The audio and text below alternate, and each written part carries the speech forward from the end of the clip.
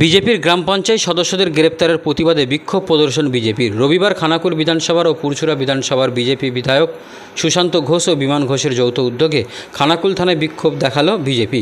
উল্লেখ্য, কয়েকদিন আগে খানাকুলের ধামলা এলাকার এক তৃণমূল কর্মী সন্টু দলুইকে খানাকুলের কৃষ্ণনগরের কাছে মারধর করার অভিযোগ উঠেছিল রামমোহন 1 নম্বর গ্রাম পঞ্চায়েতের বিজেপির 2 পঞ্চায়েত সদস্য অনুপ সিং ও ষষ্ঠী মাঝির বিরুদ্ধে। আর এই ঘটনায় খানাকুল থানার পুলিশ দুজনকে গ্রেপ্তার করে আরামবাগ মহকুমা আদালতে পেশ করেন। অন্যদিকে এই বিষয়ে বিজেপির অভিযোগ তাদেরকে মিথ্যা কেসে ফাঁসানো হয়েছে, অথচ একই বিষয়ের ওপর তৃণমূলের বিরুদ্ধেও নাকি অভিযোগ জানানো হয়েছে। বিজেপির দাবি, তৃণমূলের বিরুদ্ধে পুলিশ কোনো ব্যবস্থা নেয়নি। এই ইস্যুকে সামনে রেখেই আজ রবিবার খানাকুল থানায় বিক্ষোভ দেখালো বিজেপির 2 বিধায়ক সহ একাধিক বিজেপির কার্যকর্তা সহ কর্মীরাও।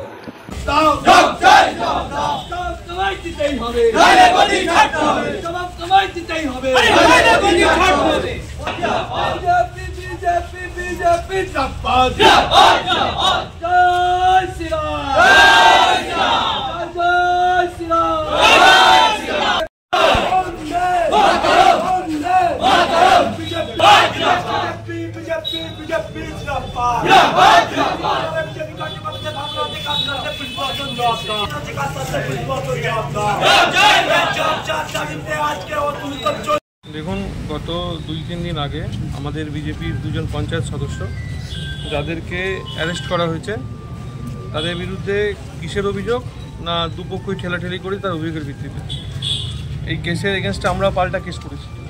সেই কেস এখন পর্যন্ত স্টার্টই করেনি থানা। এখন খানাকুল থানা যদি ভেবে থাকে আমার ভালো ব্যবহারটা এটা আমার দুর্বলতার পরিচয়, তাহলে ভুল করছে। ভালো ব্যবহার কোনো দুর্বলতার পরিচয় হয় না, ঠিক আছে?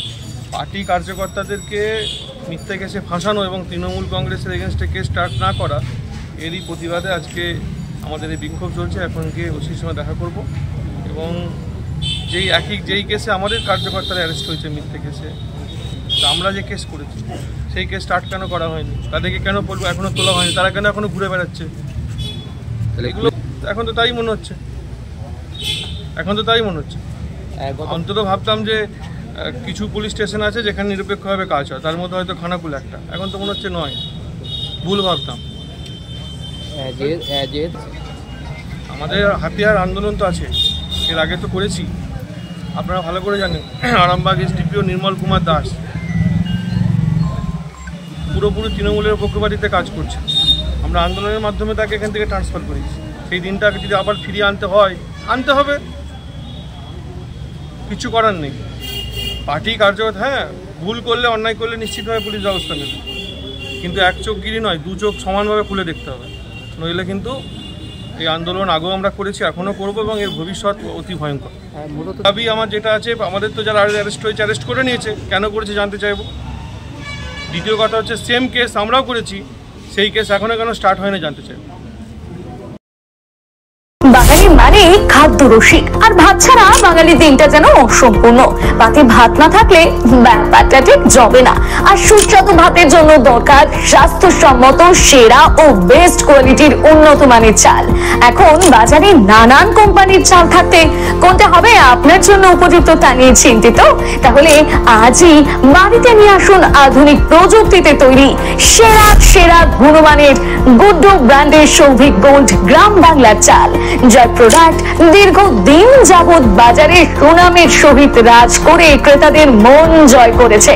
এর গুণগত মান নিয়ে আপনি থাকুন একদম নিশ্চিন্ত। স্বাদে গন্ধে অতুলনীয় মন মাতানো চাল মানেই গুড্ডুর সৌভিক গোল্ড চাল, যার অন্যত নয় যেন পরমান্ন। এই চালের ভাত আপনি একবার না খেলে বুঝতেই পারবেন না এর স্বাদ ও গুণমান সম্পর্কে।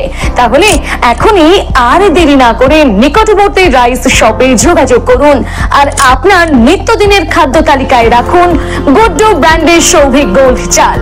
আমাদের বিভিন্ন শাখার মধ্যে মেইন 2টি শাখা হলো চক্রপুর কালী মন্দিরের বিপরীতে তারামার চাউল ভান্ডারে এবং রাজ গ্যাস গোডাউনের বিপরীতে। আমাদের প্রোডাক্ট দোকানে দোকানে গ্যারান্টি সহকারে পাইকারি করে থাকি।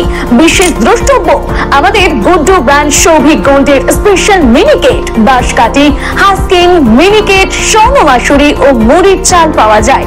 যোগাযোগ করুন নিচে দেওয়া এই নাম্বারে।